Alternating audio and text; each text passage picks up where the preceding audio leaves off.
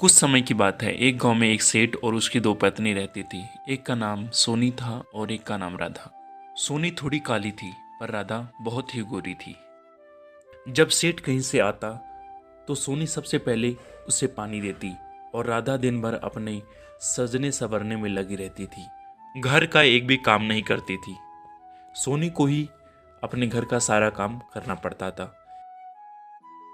कुछ दिनों के लिए सोनी अपने माँ के घर गई हुई थी।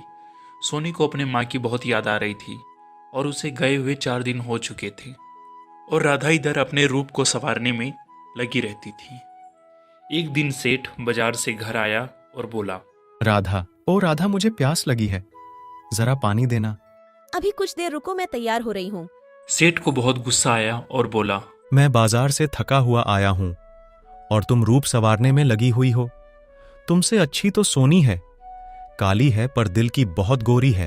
यह बात सुनकर राधा को बहुत गुस्सा आया और वह मन ही मन बोली, इस राधा का तो कुछ करना पड़ेगा। सोनी दूसरे दिन अपने माँ के घर से वापस आ गई। उसे देखकर सेठ बहुत खुश हुआ और उसके दूसरे दिन सेठ एक सप्ताह के लिए शहर चला गया। सेठ जब शहर की तरफ जा रहा था तो सोनी और राधा को कुछ पैसे दे के गया। सोनी को दिए हुए पैसे राधा छीन लेती है और राधा बोलती है, तुझे क्या काम इन पैसों का? तू कौन सा बड़ा शॉपिंग करेगी? काली कलुठी बैंगन लुठी, चल हट जा मेरी नजरों से। पर सोनी समझदार थी। वह कुछ नहीं बोली और उसे जाने दी। 4 दिन बीत चुके थे सेठ के घर से गए हुए। एक दिन सोनी घर का काम कर रही थी और राधा बिस्तर पर बैठकर मन ही मन सोच रही थी, क्यों ना इसे जान से मार दूं और पति से बोल दूंगी कि रुपया जेवर लेकर भाग गई।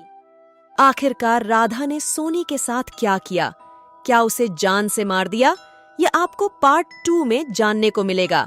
पार्ट 2 देखने के लिए हमारे चैनल को सब्सक्राइब करें, लाइक करें और कमेंट करें।